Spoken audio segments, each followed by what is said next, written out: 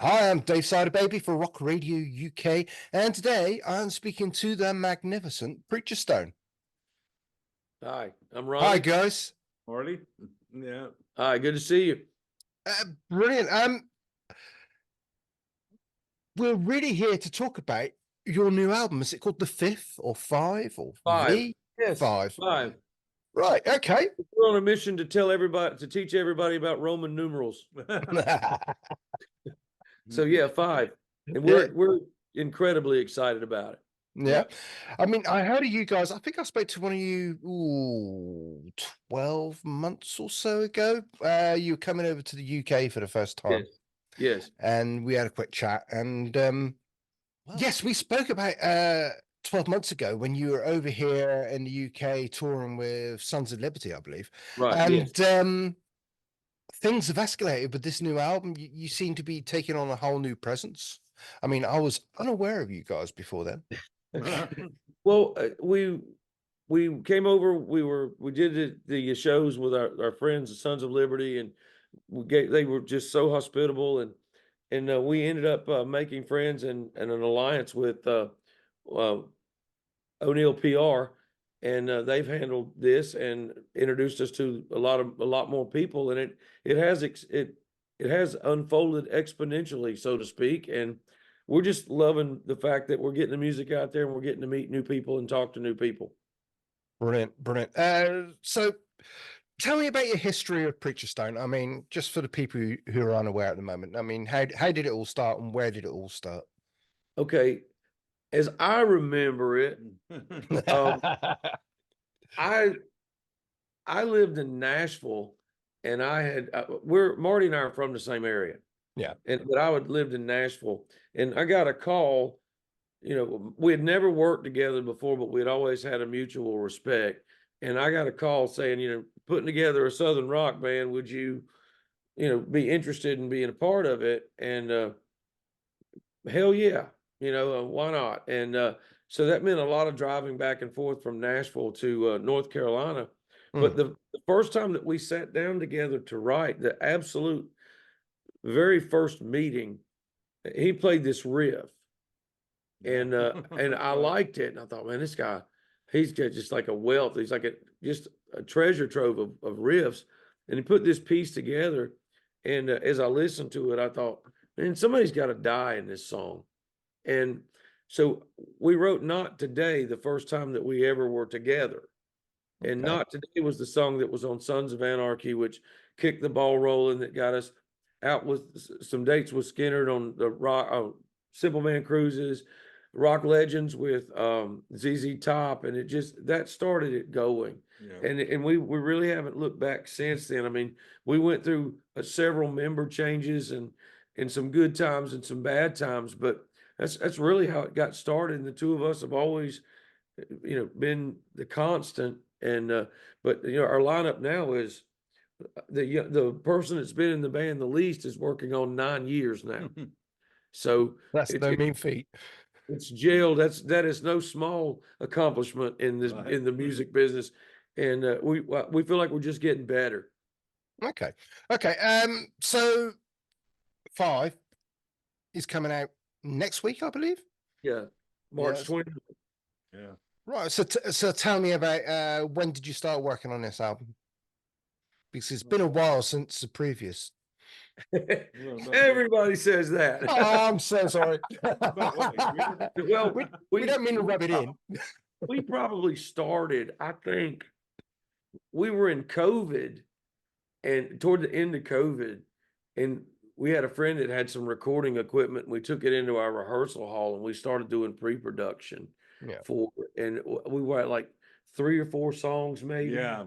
And then, we'd go out and play live, and we'd come back and we'd add this, and we actually played some of the songs live and gauged whether people liked them or not, and the responses were always good. So we worked on this record really probably for about 3 years, Right. but not Okay. constantly just, let's book a studio. We've got these 3 down. Let's book a session and record it. We got these 3 down. Let's book a session and record it. So it was a very organic process, and it worked. because everything, we knew what we were doing when we got in the studio, that we didn't have to do a lot of making it up as we go. Right. Okay, okay. Moving to the album, I mean, was it a difficult writing like that? Just doing like 2 or 3? Did you have different ideas at different times? Because it's quite a range of songs in I don't think it was in the album difficult. at all. It's kind of been the same. I would Yeah. think, yeah. Yeah, I don't think the process was difficult.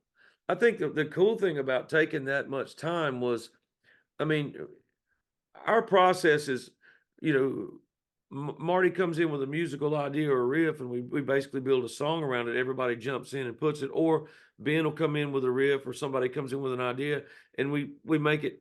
Everybody plays off of each other, and I think we, well, if we, I mean, I'm just my. Yeah. The song My. He was sitting over there one day plugging up and waiting for everybody to get there, and he starts playing this riff, and everybody goes, "What's that?" And he goes, "Oh, it's just what I play to check my tone." right. Like, well, damn, check your tone some more, you know? And then it became, it became my. And like, as I think about it, Rise Up is way different musically. Yeah. That's changed a little bit. And yeah. and he has this, comes in with this, we called it Marty's Opus for a long time, because I'm like, what am I going to do with that? And then one of the coolest things for me is to hear what everybody comes up with, and know that I've got to find a story in that. Right. And in all fairness to everybody else, I'm constantly listening to what everybody's saying. So I'm going, oh, he said that, and that was a cool phrase. I'm going to use that. I'm stealing that phrase, and it's a very natural process. All of our favorite bands, Queen, Thin Lizzy, Leonard Skinner, all those bands had songs on records that they didn't all sound the same. Yeah. It wasn't all cut from the same cloth, but not the same area. Right. And at the same time, I love AC/DC like nobody else's business. Mm. And they were one of those bands that could do the same thing all the time. Yeah. But we have such eclectic, I don't know, Ways to taste, do it, and like, none of us listen to the same things. I mean, Mhm. there's common ground that we listen to, like with other people's music. Yeah. Right now, at the moment, I'll give these guys a plug. Dad out of Denmark, Right. just After Dark, right now is my favorite band. Okay. And I love Black Star Riders. I'm a big Thin Lizzy fan. He's a Skynyrd fan, Yeah. like no other. Yeah. Ben Robinson's a blues guitar player. Jim Bolt's a blues bass player, and Wyatt, our drummer, is everything from gospel praise music to R&B. So I mean, Right. you throw all that in a pile, and you get Preacher Stone. Yeah, I mean, just going through it, I mean, you start Hard Life PhD, which is quite an out rocker, Yeah. and then you've got Easy as It Looks, which is a little bit more, how can I put it? Is it not commercial sounding, but appealing across many ranges? Okay, we'll take. Yeah, Yeah. that's good. Yeah, I really like it. Till We Meet Again is like a ballad, bluesy ballad, Right. and then you've got Horse to Water, which is quite gritty, quite, nice real riff to it, and quite dark in places. Damage Yeah. is Done. I've been playing for weeks, months, however Yeah. long I've been listening to it ages. And it's quite an eclectic mix in the actual album as well. But it all sounds like you say, Preacher Stone, which is Right. fantastic. And I love the album. I mean, if you were to pick a couple of songs each which you think really pinpoints Preacher Stone at this moment, what songs would you pick? What songs would you pick to pinpoint us at this moment? I don't know. What would you pick? Oh, Let's see. I'm trying to think. Gosh, you end up loving them all. they're like, Yeah. Joe Perry said this one time, and I'm going to steal it. They're like your children. and then some of them don't make the record, and he says you get to decide which one of your kids gets to live. But, I like Horse to Water That's pretty. because I love it when he plays slide. Yeah. It's got that nasty Delta. Ben's got that digging on that nasty Delta thing, and it's got that crawl. And we Yeah. experimented with some backup vocals there. We tried to do our Fairfield 4 gospel backup vocals there. I like that one. Till We Meet Again it's been stuck in my head for about 4 days. I like them all. I really do. I mean, I know that's a cop out. No, that's fine. I That's mean, fine. and Rain or Shine You is like growing 'em on so me. much, it Yeah, makes Rain it or hard. Shine is. Somebody said in a review that Rain or Shine sounded like sounded Black Star Rider-esque, and I was like, okay, well, I won that one. Because I'm a huge Black Star Riders fan. But I don't know. I mean, could you? What do you like on that record? I don't know, probably, you know, gosh, there's so many for me to pick. It's very difficult. I think Damage Is Done. Yeah, Is it? probably that I one. really like that one because the guitar solo. Yeah, I mean, that it's one just a helps a little simple, bit. but just the total double guitar, the twin guitar solo through the whole thing with Mm. no overdubs except an acoustic under it. See, that was the thing that I like about this record. We basically went in and played it, not in a Okay. hurry, but we said we're not going to stack a bunch of rhythms there. When it's time for your solo, play it. If you don't like what you got, come back and play it again. And then in the natural breathing and the natural spaces Mm. of what the band sounds like came across on the record. Okay. Did you have a specific producer in mind when you went to record the album? Glenn Tabor Yeah. at GAT 3 in Charlotte, North Carolina. GAT 3, Glenn Tabor. He goes back on some of the he earlier was on. stuff. Glenn recorded and engineered our first 2. Okay. And we came back to Glenn, and I don't know, the relationship just blossomed. Yeah. And he became this became Glenn's personal baby for certain reasons. And he told us that, he said, man, I love working on, I love having all these people in a room that can do what you guys do. Right. He said, it makes my job easier. He'd make a suggestion here or there, but like No Bad Dog and everybody that's in our corner, they kind of let us be us, and we're so grateful for that. Yeah. Yeah. Some people can. I find that some producers can take over a sound of a particular band, so it's quite important to get the right guy to do the job, isn't it? It is, and I think with Yeah. Glenn's strong point is impeccable ear. Mm. And some good ideas, but not a constant barrage of ideas. Would you agree? Right. I mean, it's just like, I got an idea for that I think will make that a little bit better. Mhm. And one thing about our band, and it sounds like I'm, just going to talk good about everybody, but Yeah. we're a lot of impatient people in our band. And rather than, if we're working on a song and somebody has an idea, just play it, just try it. If it's great, you'll know. If it's not great, you'll know. And you can spend 30 minutes talking about it, or you can spend 5 minutes playing it. I think Yeah. this is one of his favorites out of all. Yeah. Before the one that we're having that he did this time. Yeah. Yeah. Yeah. Glenn loves this record, and Yeah. he loved working with us. And he worked with us when the band first got together, different group of people. Yeah.